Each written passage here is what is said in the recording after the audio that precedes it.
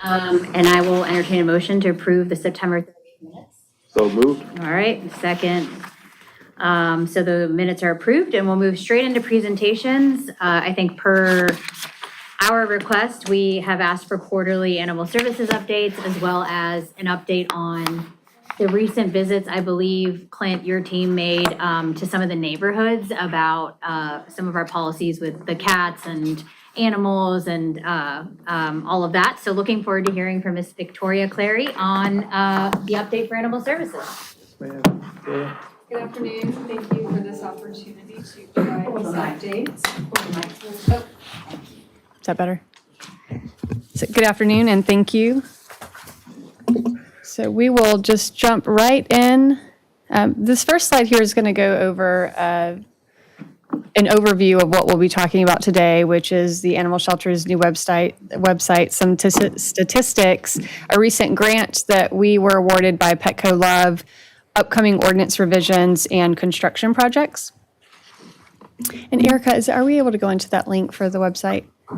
I don't know if you've had a chance to review the new website. We did this in an effort to give the site a more professional look, make it easier to navigate, and better highlight some of our life-saving programs. So we are just linked directly to the statistics page.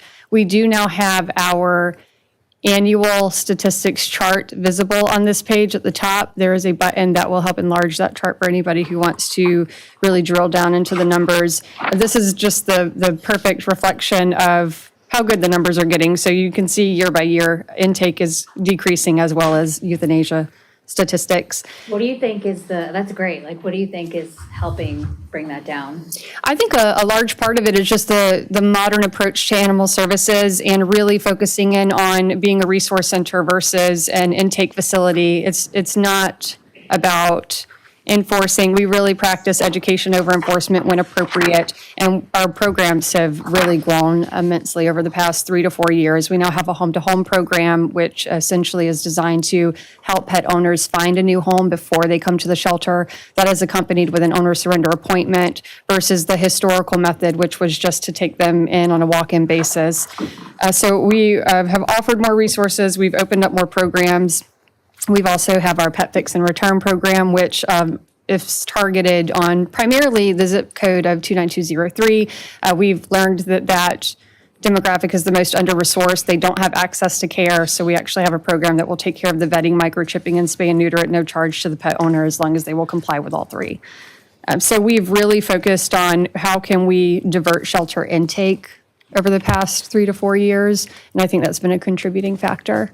If we exit out of this chart, we have also posted our 2024 impact at the end of last calendar year. And that really breaks down statistics in all sorts of ways. It does not just go over intake and outcome. It goes over how many animals came in under a particular type, which would be stray, owner surrender, confiscate. If you scroll down this page, you can really see almost any statistic that you desire. And this is, again, just for the 2024 calendar year. So we do have intent to post this at the end of every calendar year. So community members should be able to see an update coming on 2025 in early January. So again, this is just a piece of the new website that really offers more transparency that the community has been asking for. Thank you. Could you include, no, you couldn't, but I'm gonna say, like, could you include the percentage that comes from the county versus city? Sure, that might be, could we scroll to the bottom?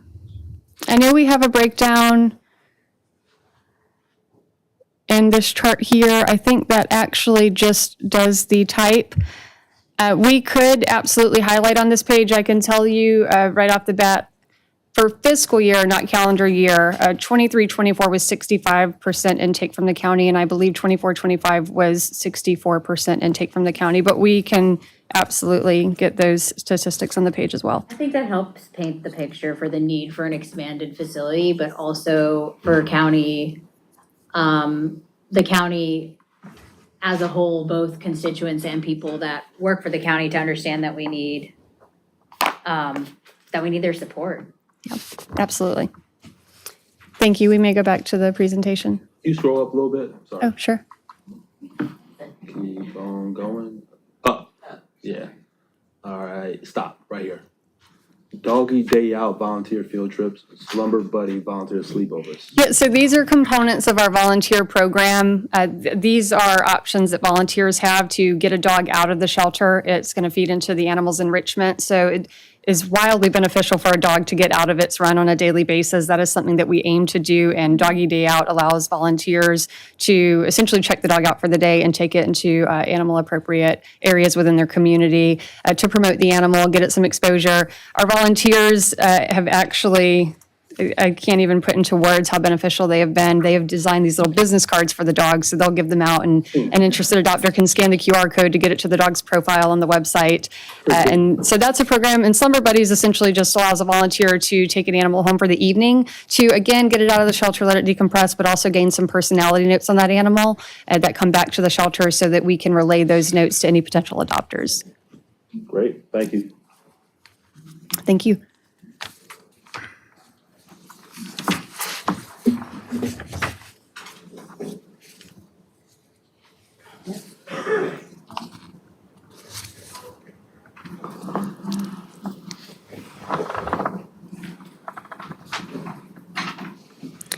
And just moving on to slide number 3, if we, oh, I'm sorry, that's me.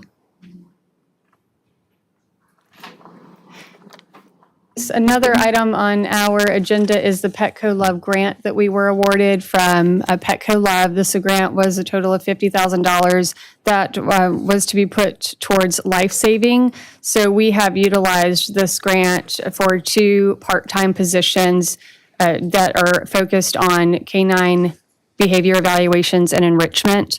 Again, there is a lot of benefit to a dog getting out of its run every single day. It's going to help with their mental health. It keeps their kennel presentation neater. It allows them to get out and play. So we have our 2 team members here. They're interacting with the dogs and actually have a photo of one of their play groups. We project that these funds will last approximately a year and a half on a part-time basis. We're hoping to use the data from this to eventually fund full-time positions for animal services so we can keep this effort going. And again, this will just encompass canine evaluations and daily play groups.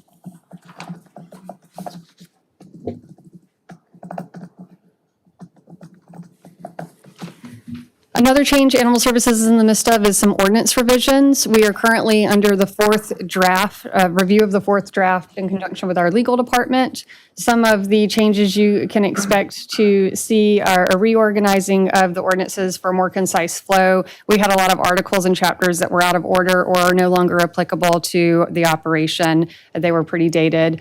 So we've removed some things, changed the structure around. We are also redefining some definitions for clarification and adding in definitions that are needed for some of the ordinances that already exist. We will also aim to tighten the spay and neuter exemptions for impounded pets. That is a requirement for any animal that is impounded, and those exemptions are a little dated today as well, so we're looking at tightening those and removing some. We'd also like to strengthen our tether requirements and just the general requirements for having an outdoor pet in general. And we are still aiming to modify our pet licensing program to incentivize spay and neuter versus mandated, which has been a topic that we've discussed in the past. A lot of these changes are to align with our partnering counties to be more concise, but also just to strengthen our animal ordinances across the board. Victoria, could you talk about, I see some of our officers there, talk about our staffing level now versus what it was just a month or 2 ago? Sure. The Animal Services Department is fully staffed. We have actually promoted one of our basic officers, Salmon. He's pictured there in the middle. He's been with our organization for probably 5 years now and has promoted up in several levels now, Animal Services Officer. He's taken great initiative lately. And then we have 4 basic officers. And we do have one out on medical leave right now, but as a whole, the department is fully staffed. So you had mentioned that in the council meeting, Councilman Bailey, about dog catchers or animal control. So we've got a staff that's deployed throughout the interface with the county. If there's an animal that's kind of on the border or in the county, they have a team of officers as well, intake officers that can bring the animal to the shelter if needed. So, I think the concern, Dr. Bustles, a few months ago was we were down to 2 officers at that time, and we were in the process of filling some positions, and so we've gotten back to to a more fuller posture, so. Yeah, we did have a short window there where the officer staffing was a bit strained due to the one on medical leave and just some turnover, but that department is stable at this time. We do have to be mindful of jurisdictional lines, so we can't do any enforcement or operating in the county and vice versa. We have, however, just recently signed an MOU with Richland County for cross-training efforts to allow a more collaborative relationship between the officers as they work and train. We find it would be beneficial for Richland County to have more insight as to what's going on in the shelter once an animal is brought to the shelter. And we also feel that we could learn from their field practices as well, especially when we have new officers onboarding and in training. When do we think we'll see ordinance revisions? Victoria, and I apologize if you covered that already. No, that's okay. We've been going back and forth for quite some time. We want to get it right. So the fourth draft is currently under review, and I would hope that we would have that finalized probably over the next few weeks. Okay, all right. So we'll have something for y'all to consider, and we'll do a presentation for everybody to understand fully the changes. So last but certainly not least, we are going to go over some facility projects and needs. This has been an ongoing conversation since the shelter underwent a space study in 2023. I actually do have a copy of that report for the council. I'll just leave these for your review at a later time. But you already have them? I don't think so. Just the slide. Yeah, Yeah. thank you. I'm not sure if we have one of these as well. Got it electronically, but thank you. And I do have a couple of extras for anybody who may just want to.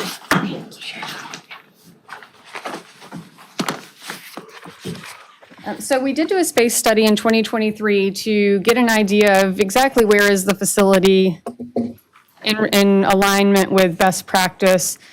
We went through the RFQ process and had Animal Arts Architecture from Utah come out, and they spent 4 days with us assessing the layout of facility, observing daily operational practices. They also carved out a day to speak with staff members individually to get input on how they feel about the facility, how functional is it, what do they have to do to get from point A to B, how efficient is their workflow every day. Essentially, they gave this report that was just handed out that supports that the facility that we currently have does not promote best practices in animal welfare. The existing structure poses challenges that cannot be resolved with renovations. And this is mostly focused on the structure of the dog kennels. As you'll notice in the picture below on the far left, the kennels are directly in front of each other, which is not in alignment with best practice because that can really trigger some dog reactivity, even for non-dog aggressive dogs. So it's just not a good practice if you have dogs that are constantly in each other's faces. It also doesn't make for a very pleasurable walkthrough experience for the staff or the adopters, particularly in the morning hours of operations when we're going through that routine of turning on the lights, opening the doors. Everybody can get pretty overstimulated during that time. There were also some observed issues with the facility's drainage layout, laundry room spaces, electrical issues, the surgical area as well. We don't have adequate spaces for recovery for animals coming out of surgery. And you can kind of see all of the pictures of those supporting those observations in the slide. Some additional observations are areas of peeling floors, which does contribute to harboring infectious or zoonotic diseases. That's not great for the animals or the staff. We have areas of rotting wood. Also, the insulation is on a regular basis falling, as you can see in the photo at the bottom left there. These do pose concerns every year, particularly when we go through the seasonal changes with having to reactivate our radiant heaters. We want to make sure none of the insulation is laying on top of them, which has happened before.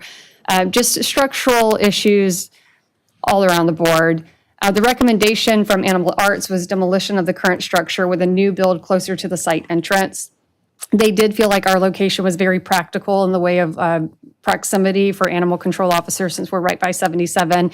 It's also in a comfortable spot for citizens. You don't want to be in the heart of downtown or anywhere that you could pose any sort of nuisance or odorous complaints, noise complaints, anything of that nature. Oh, yeah.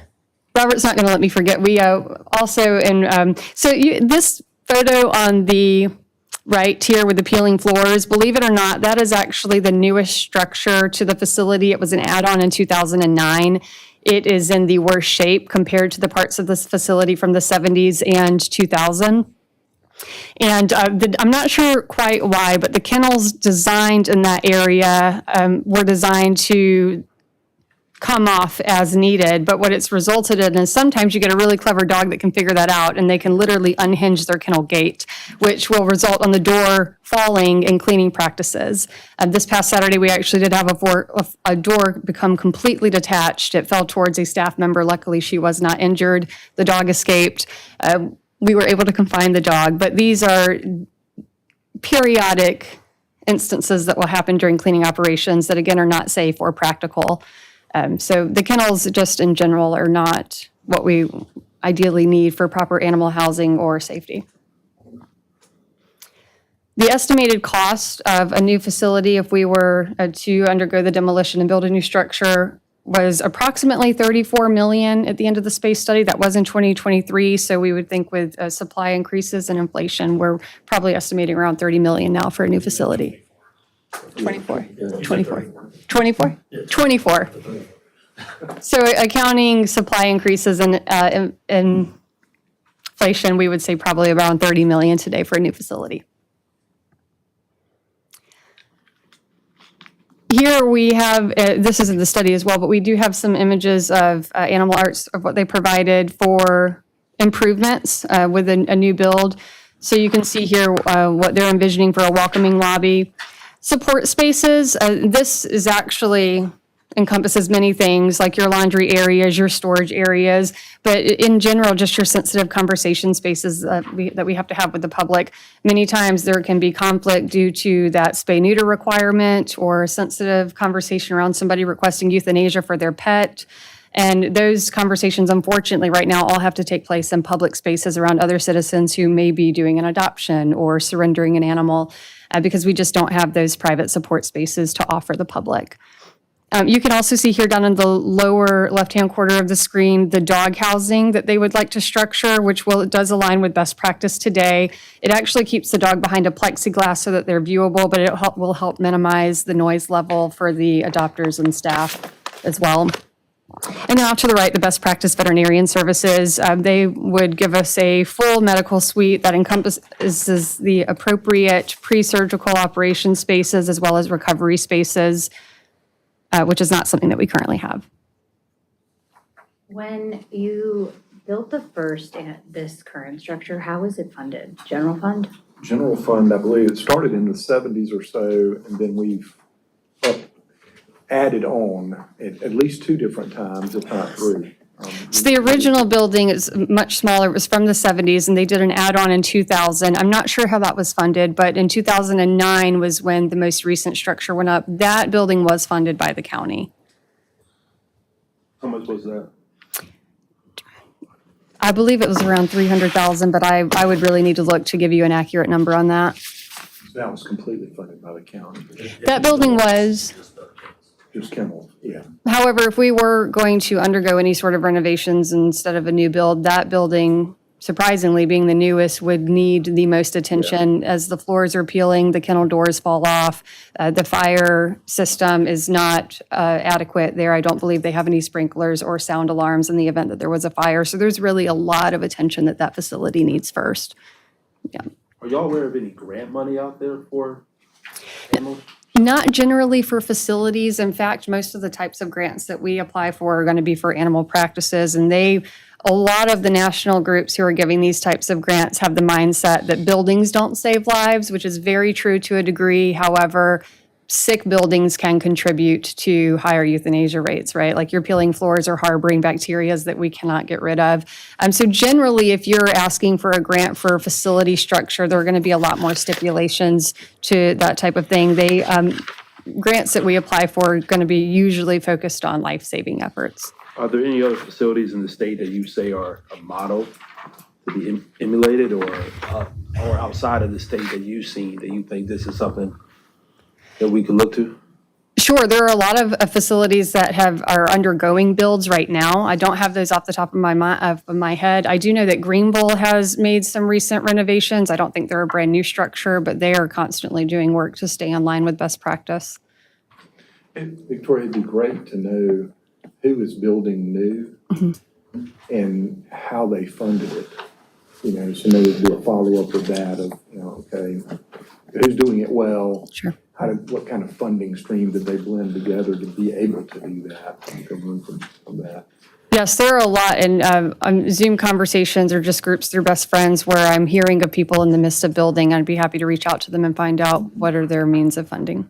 And I'm assuming that, so when we built this in the 70s, that was our first time dipping into animal services. Does anybody, any history on that? I bet you it's been around a lot longer than '70s. Yeah, I don't know where it was before.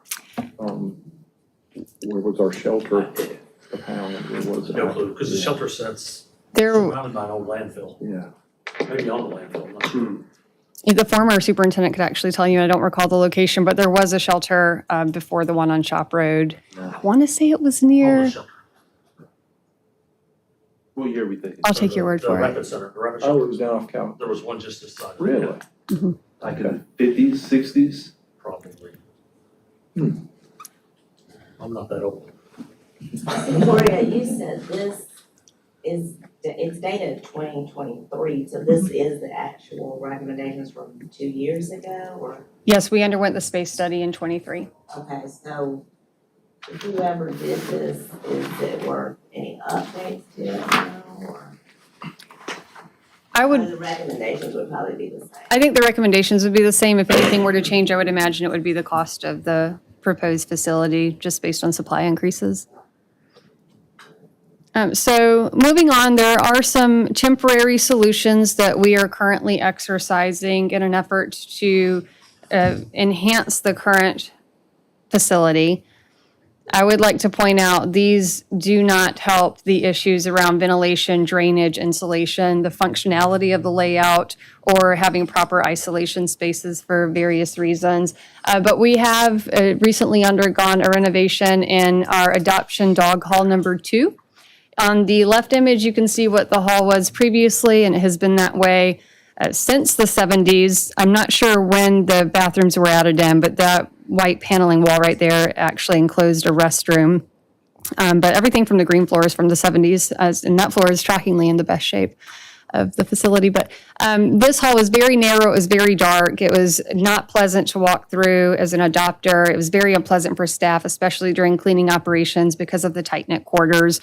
The sound was very loud, and volunteers would always ask, please don't put my favorite dog in this hall, because it was, the dungeon hall was sort of the nickname that it had. But we have recently worked with a contractor to demo out the restrooms to open the space up. So as you can see, it's a lot wider now. We've also installed LED lights to make it brighter. We've painted the walls to make it brighter. We're still battling the acoustics a little bit and working on a way to figure out how to absorb that sound now that the restrooms are gone. So it's still not the most pleasurable, but it is certainly an improvement from what it was. We are undergoing several changes as well to enclose another area of the facility so that the staff can have a break room. That is something that is also currently lacking. But we've also made renovations to a shed outside to create more storage. And we are currently discussing some roofing repairs that were pointed out previously with support services. And then flooring and lighting improvements are really needed throughout the entire facility. As you saw in a previous slide, the floors are peeling. We just received a quote to do half of this hall for floor repair, and it came in around $32,000, which would mean about $60,000 to do the entire hall. So in the grand scheme of things, pouring the amount of money into this facility just to Band-Aid it may not be worth it against what it would be to just get a new facility that would give us everything that we need in the way of functionality.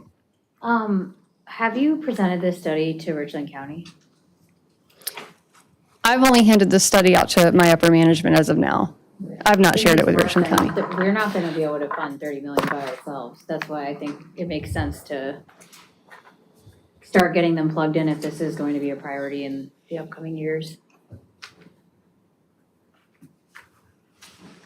We've been meeting somewhat routinely with Assistant Administrator Eric Jensen, who's great, and Sandra from County Animal Services. So it's probably time for us to reconvene, talk about ordinance changes, and see where they are, and also start.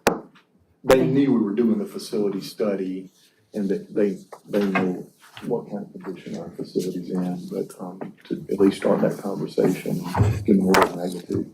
Partners, no names, mention their partners as adopter or not adopters, just. I'm sorry? Currently or not, partners in the adoption side. Right.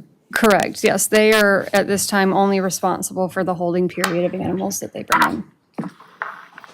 So they're not what does that mean? They're not partners in the adoption process?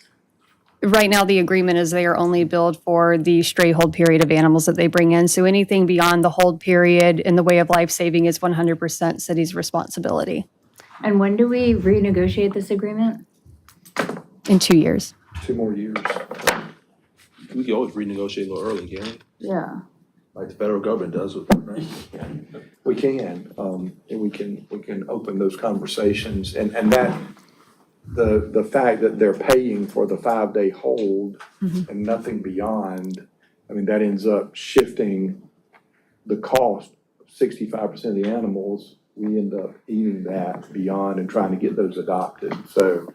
I thought we talked about this, did it not, I thought we talked about this maybe a year ago, maybe it was before it was negotiated, but I remember this being a concern, and that's why we also adjusted our hours so that We did. staff would have time to prep before people came in to see the dogs. Are they receptive to the fact that, I mean, that's why I think that statistic of the 63% should be on the website.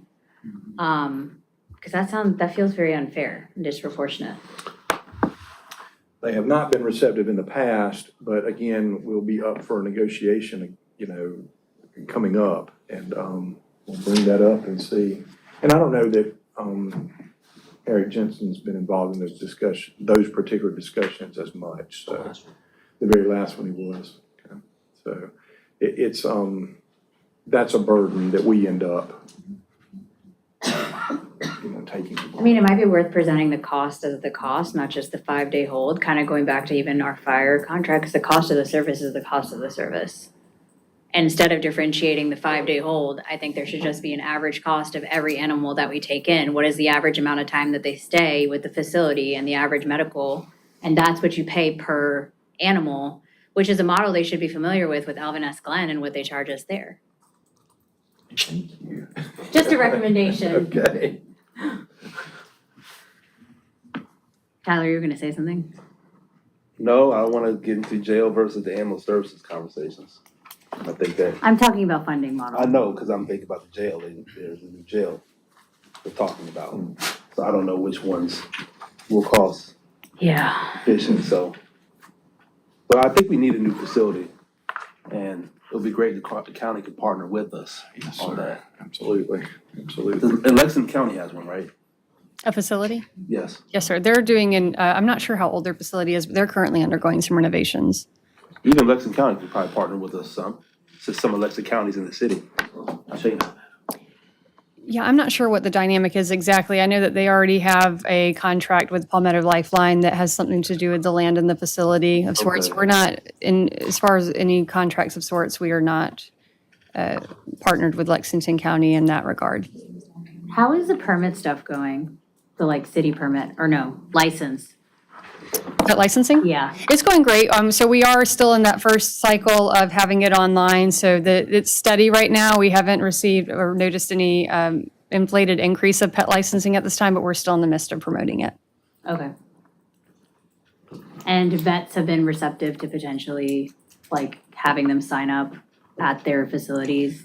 We didn't get a whole lot of feedback from the vets on that. At Interesting, this okay. time, the only thing that's in our ordinance as far as enforcement from the vets is providing the rabies certificates, which those come to the shelter so that we can process to notify pet owners of licensing. But when we put the feelers out, we didn't get any response from our local vets.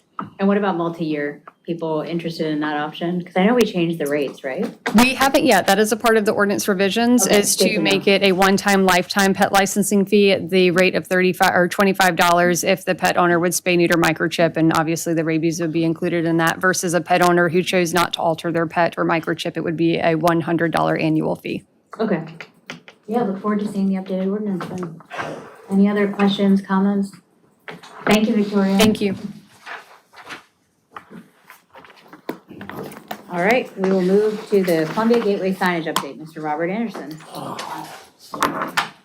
It's you ready for Thursday? weather is terrible. Have you noticed that? Yeah. Not a lot of people want to work outside right now. You know, no pain, no beauty. That's what I say. Have I got a presentation though? First, are we on? So I will tell you, a few weeks ago, bye Victoria, thank you. A few weeks ago, 2 or 3 of us actually got to go to Charlotte. And we were welcomed by Right Light, as you can tell, on the left. So we were welcomed by Right Light to actually come up and view the City of Columbia signage.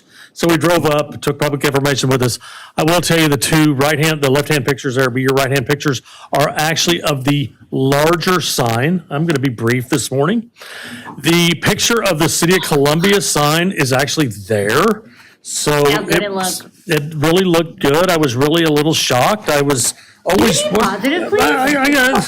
So I was a little shocked. I always wondered what it was going to look like, and this looks like a modern sign. It really did. It looked like we were a modern city. We talked a lot that day about some of the brick signage, and I don't want to put a lot of brick signs down, but they're looking dated, they're looking old. And I thought our sign with the design that everybody had worked through had actually looked modern. So when we saw the picture, we were very impressed. So you know the installation dates where they were setting before we got here today because of the weather were as the installation at Main Street or I-20, the press conference unveiling on October the 30th at 10 o'clock. Of course, we've got Bull Street. Bull Street will be lit. We've got I-126, which will be lit. Harbison, which is non-lit. Those foundations will be actually done on November 14th, and the signs will be installed on the 17th and 19th. I understand that you have a desire maybe to help turn one of those signs on or be out there when it turns Still big light. one at the So- intersection of Elmwood and UG. That's kind of where my presentation really focused on this word here, which was weather. So that is the end of my presentations, except for maybe one more slide. So I do have a picture that I would like to show you this afternoon. And that's just dump your apps, that's pretty. Your other- But our sign's my sign's a little better than that, so. As you will notice, this sign is actually in place right now. That is actually at the Pepsi plant. So I would encourage you, well, I'm sorry, but I can't encourage you. I would tell you to go see it, but staff is covering it right now. So it will be unveiled on Thursday. So it was set in, despite the weather, Right Light I have actually. no sympathy for the weather. This is 4 years, okay? So, but Right Light was on site the last Friday doing the hydro excavation. They was out there yesterday pouring the footers in the rain, and they installed the sign. I was actually there at 12:30 when they lifted the sign off the truck and set it on the post. So this is a It looks picture Sarah beautiful. took. So Double I think it done, looks great. everyone. Great place for it. So Very good. it will be covered up and it'll be ready to go. Justin has sent out the media advisory, for Thursday at 10 a.m. So really looking forward to that. Councilman Bailey and I will be there. I unfortunately can't be there. I'm really hurt by that too, despite the rain and cold weather and the terrible conditions. Robert's ordered Your hair some won't good give us weather. up. I really wish I could be there, and I don't want to be a stickler and ask that be moved so I could be there. So Well, how about you join me to light the first one? okay, when's that gonna be? Whenever, that week, Mid-November. November 19th or whatever. Okay, So yeah, this is a big deal though. I mean, Yeah, great work to everybody who got it done, yeah. and it got done 4 years before November. it was impressive touring Right Light and seeing the work they had done and, making sure I told you last time, this project and the 302 project have been a long time coming. So ready to get both them wrapped up. I'm very excited. Thank you, Robert, There. and please say thank you to your team and Justin for all the promotion. as Oh, and I will have to say for And those. DPW for, And this is from Samantha, but for us older people, we have to have glasses anymore. Samantha's got some really great new giveaways that are glasses cases. They are pretty sharp, the City of Columbia logo. So, but very impressive. thanks, Robert. Thank you, Robert. That's all I got. All right. Any other questions on that? Looking forward to Thursday. No, Yes, okay, last one is Mayapola SC. I believe I kind of referred this, but I wanted to get an update anyway. We've gotten some great feedback, and then also at some of the neighborhood meetings, we've gotten the feedback that folks will report a pothole or an issue with the road, and it may not be city-owned, and just the default, if it's been addressed or acknowledged on the city's end, is that it'll be marked as resolved, which in reality, it's not resolved, it's just not under our jurisdiction. So I think that led to this agenda item and getting an update and seeing what we can do to be a little bit more clear about things that Yes, we may ma'am. not have power over.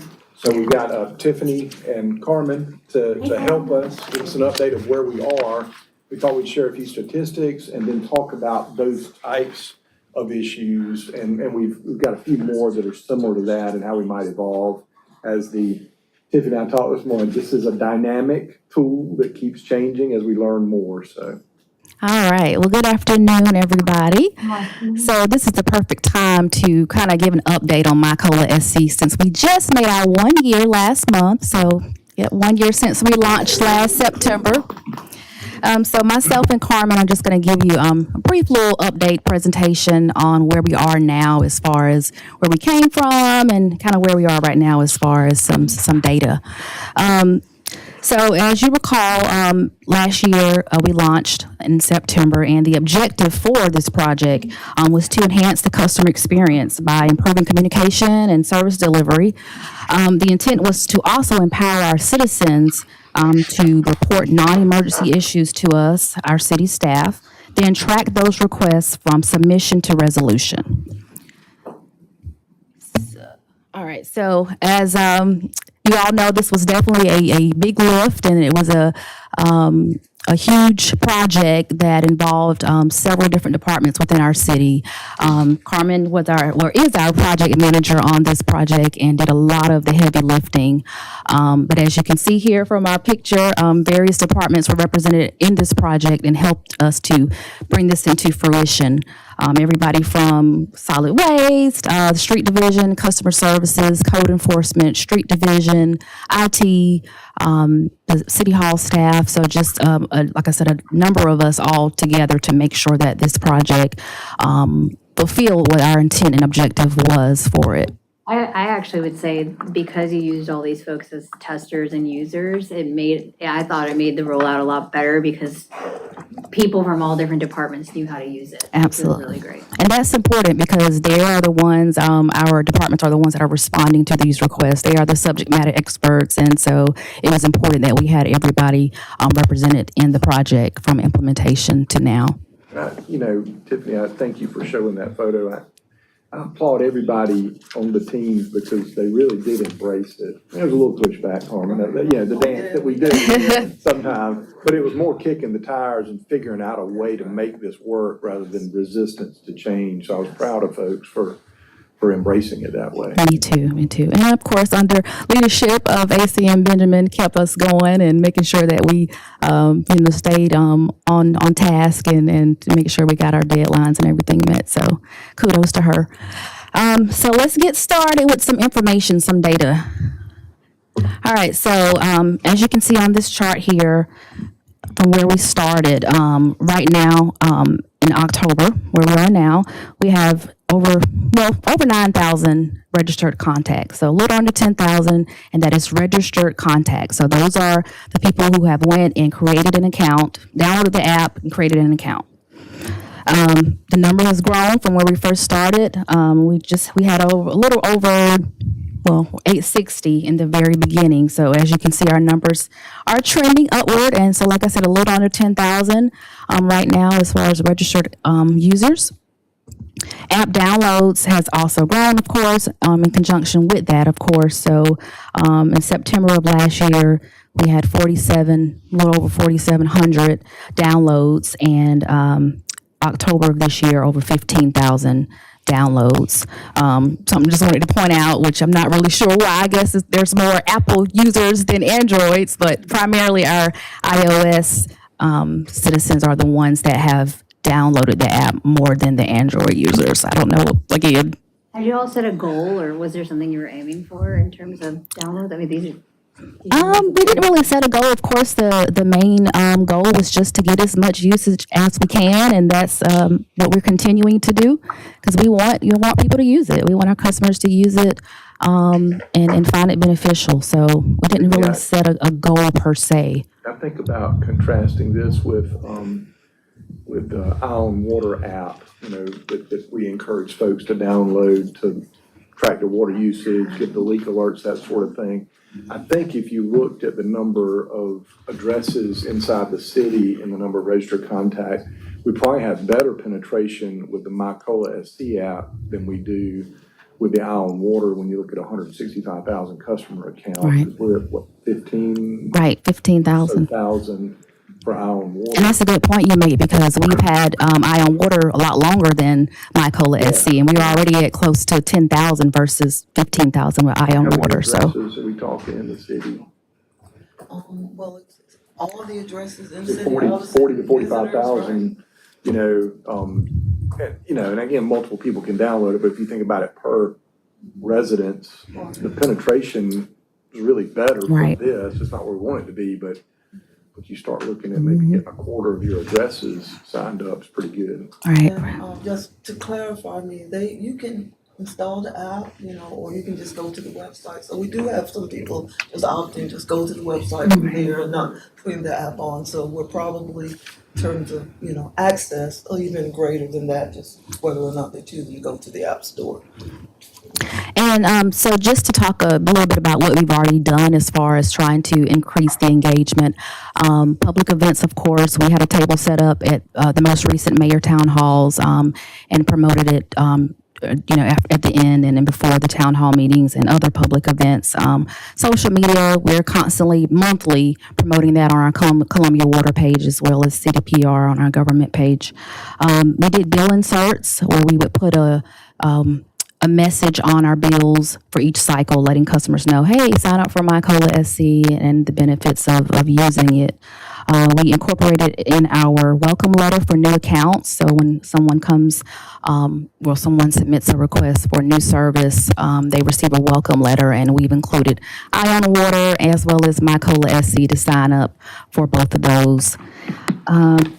And our call center, of course, we make sure our customer service reps are always talking about it, always promoting it when customers are calling in to report matters, to use this as an option. So all of these, various ways of marketing it and promoting it to increase our engagement, we think has helped. And we're looking at other ways all the time. I think we're talking about adding a QR code to our bill inserts here next. So now I'm going to turn it over to Carmen to talk a little bit about our service request and our customer satisfaction survey. All right. Thank you, Tiffany. So we just want to share just a little bit of information about how things are going, just with terms of utilization, and the staff who we're excited are now front and center. They understand the importance of this, why management really wanted us to offer citizens another option to communicate with us, and how important it is for us to provide clear communication back to the citizens. So in terms of the request, of course, we've got different types of requests out there. We've got tree issues, we've got meter leaks, we've got I need my solid waste trash can replaced, I need you to re-pick it up, things like that. And so we're getting a variation of all kinds of requests coming into the system, which is good. People are finding this as a good resource to go and submit topics of any source, right? Animals in here, there's some challenges with regard to animal, they're submitting those as well. We've got about total, since our launch in last September, today we're up to a little over 4,000 requests that have come in. That's where, we hope to kind of see more improvement, not because we're not glad customers are using it this way. We just think there can be better benefit for them, right? When they go through the system, they submit, they get an immediate acknowledgement that they've received the request. They get information about the timeline for servicing. If it's this type of request, if a leak, give us 48 hours to get back to you. If it's replace a trash missed pickup, we should respond in 24 hours. So we get to provide them with expectations about what they can get back. And then when we're done, we communicate back. Your trash should be picked up at this point, the leak should be corrected, or the next step is, and they continue to get that insight. So we believe for lots of our customers, lots of our citizens, having that kind of immediate response when a technician goes out in the field, they're on a tablet, they've done the job, they're feeding them back what has happened, to be able to get an email right away when that's complete, would be beneficial. So we want them to get the benefit of this. But we are getting folks using it. The staff is doing a good job. We're generally close to 90%, closed at any given time, which is good. They're turning things around. Generally, if you look at the stats at the top, we've got near 90% closed today. We've got 6.5% that are dispatched. A couple that are work in progress. When we do work in progress, that is usually something that's going to take a little bit longer. I mean, we've got to buy material, get asphalt, things like that, but we let them know, it's in progress and this is what's happening, so they're informed at any given time. If you look at the pie chart at the side, you see similar type information about the types of requests that we're getting, the volumes that are coming in. That fluctuates, 1 month, 1 week, it could be water leaks, the next minute it could be fallen trees because we've had a storm, but we're always able to keep an eye on and see where things are.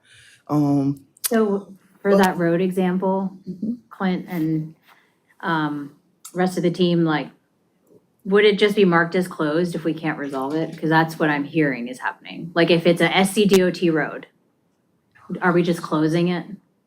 So right now, the system, once a customer puts in or citizen puts in there. Or if you want to, sit here, whatever's easiest.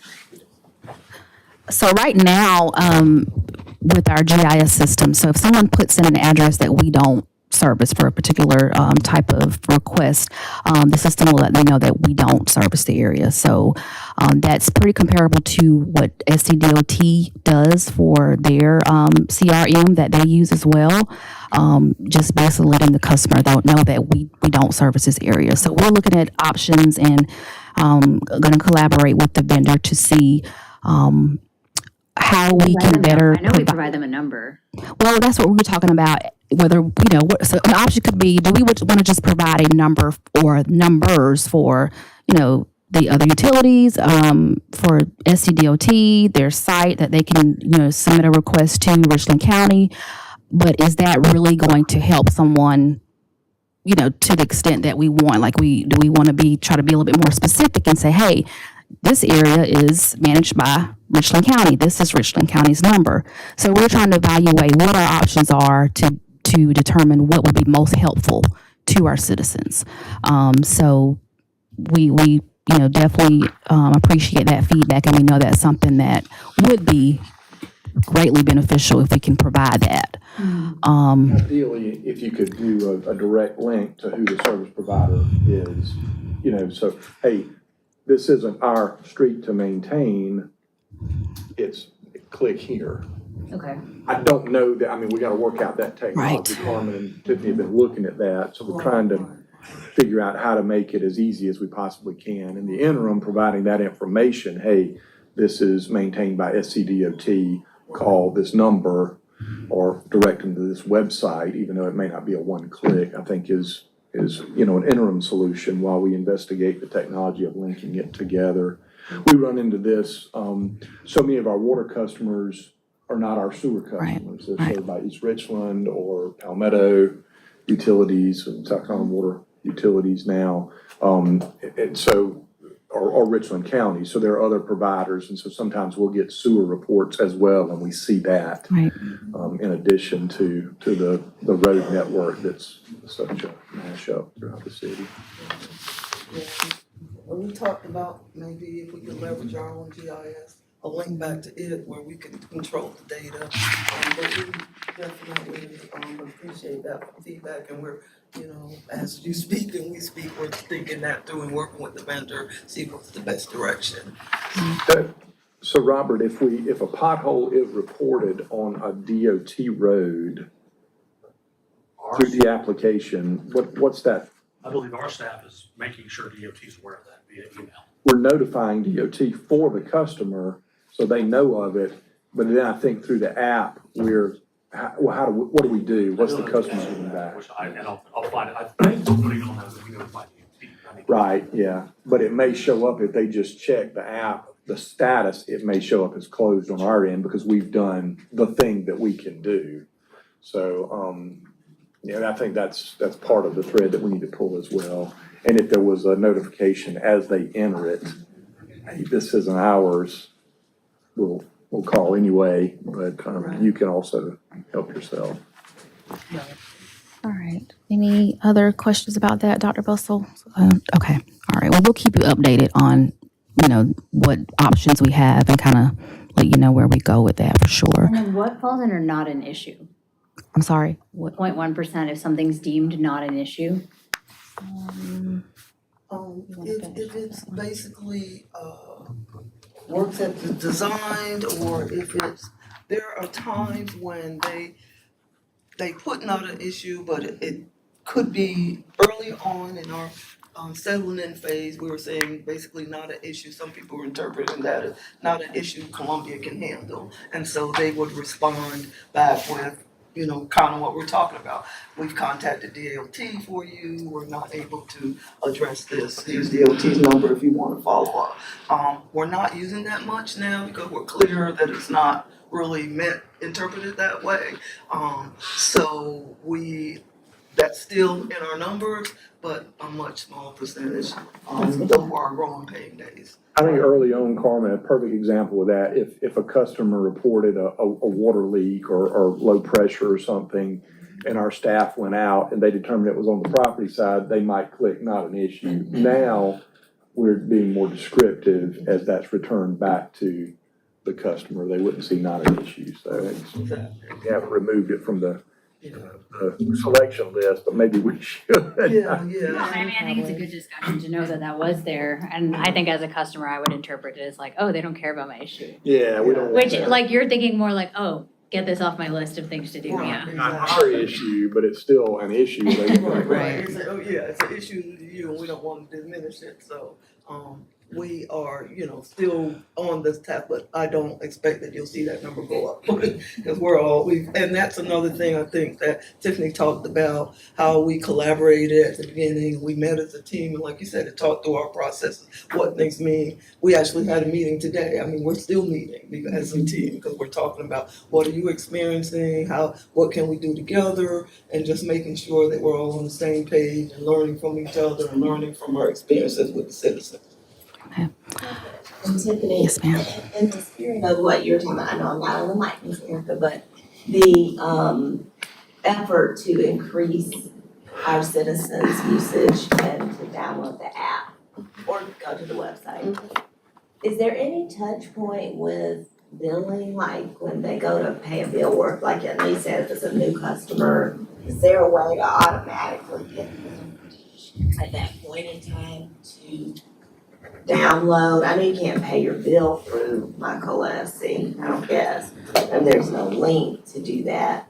But I was just trying to think of the things, I mean, that's something everybody has to do. Right. So is there some way to connect the dots there, and or with Galena and her team at the payment center? Well, we do have flyers over there at the payment center. And then as I mentioned about our bill inserts, we've already done that where we have put in like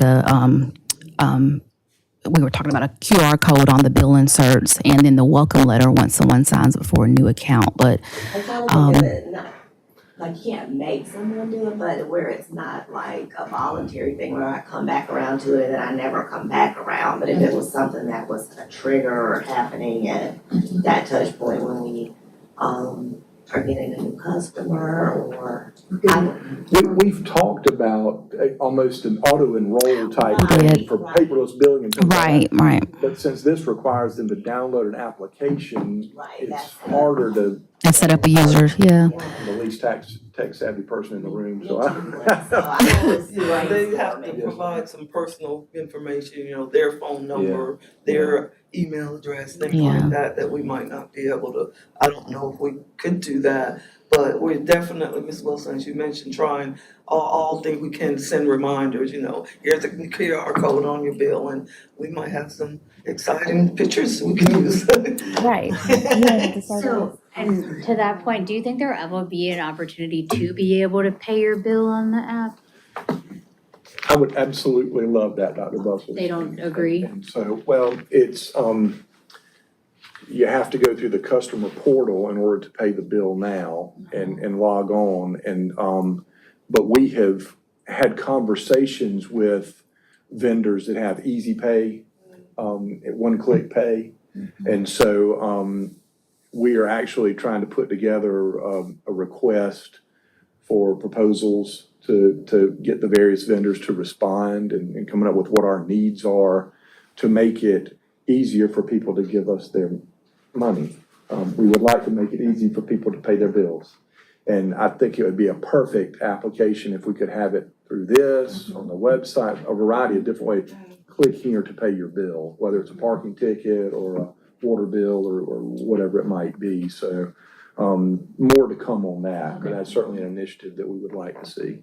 Yes. I don't want to speak. So just the last item on this slide we want to talk about was just the customer satisfaction. We're, continuously trying to communicate with them about how satisfied they are. Madam Chair, before we get there, do we get any, like spam submissions from like, those generic pill offerings and all those other spam emails that go out there? We haven't experienced that, but we have Good. experienced a super fan that is sending us lots of submissions. So we have a few super fans that they like to talk to us every The nicest day. I have heard something. That's my new word now. They let us know who they are. Okay. City super fan. I got you. Yeah, but they like us a lot. Alright. So, but. Nothing automated or anything? No, we haven't had any issues. You should tell them we're hiring in code enforcement. Exactly. Oh, okay, you heard about our fans, okay. But the survey so far, I mean, we're holding a good, beat, and some of it primarily, if we, look at, the kinds of things they're saying, I mean, most of them, are happy, The good news is that they're submitting images, they make it easier for us to service them, because we can kind of see what's going on before we get there, the technician. They're giving good feedback, seem to be pleased. In fact, that's kind of sums it up, what we hear. Thank you, I love the tool, I can see the action you've taken, I know what's going on. And that was one of the things you all, the motivation for you. Just want to know where it is. Tell us what's going on, and so they are satisfied with that. And I never knew a trash can could make somebody so happy, but it did awesome. So hey, we're winning with this one. The responsiveness, they're satisfied with that because we're telling them ahead of time. This could take, something we have to say it's gonna take 10 days, but we've told them ahead of time, so they know what to expect, and so it's not as impactful for them like they're sitting around wondering what's happening, right? On the 11th day though, they check in, they can submit an update request, but by then we've talked to them and make sure we meet that timeline. So. Okay. All right, and then last slide is just next steps. I already mentioned kind of some of our ways that we have promoted and will continue to promote and market MyCola SC. And, any other feedback that you all have that you hear, please let us know as we are continuing looking to improve it. I mean, like I said, this is just 1 year, but we know with anything new, we have tweaks here and there and adjustments we want to make to make it even better. And speaking of marketing, we got an email this morning with a picture that I want to show, and I want to thank Robert and Solid Waste. We have 4 solid waste trucks that have our MyCola SC promoted. Don't do right now, love it too. And I love a good pun. Those other apps. I'm just thinking rent. Billboards aren't free, okay? so this thing is exciting, and it, Okay. There's yeah. some other really fun messages y'all have on the trucks, which people. Right, yeah. right. So, so absolutely, thank you, Robert, and your team, and PR as well for your support and helping us to continue to, market and push MyCola SC. And that's I all. love it. Leverage, because we were looking for a new image to put on the bill, because, we can put a static image. So I'm like, can we rent that? And put the QR on it? So the QR can go right there to Columbia the Water's left. paying, we I'll say this, Tiffany, just to add in terms of marketing. When I've been to community meetings, unsolicited feedback about MyCola SC and Ion Water, and that's the best marketing we can get. People will say that, they'll talk about, hey, that really made a difference for me. I caught a leak early, or I was able to report this, got back with me really quickly. And to hear for the rest of them, to hear a citizen say that is solid gold. Right. We always take our materials and we show the images, but that citizen feedback is really, really It good. is, it is. Consistently get that, so that's a testament to the hard work y'all done. And we can also encourage folks to do more online bill. Yes, paperless. That's next, yes, that's definitely a goal, a big goal, so. All right, We have it, we just need to have folks to enroll in it. all right. Thank you so much. Thank you. Great. Okay. All right, anything else, Ethan Curie, or, Nothing from me, all right, I will entertain a motion to adjourn, so move. second, and we are adjourned. Thank you very much. Thank you. Exactly almost an hour.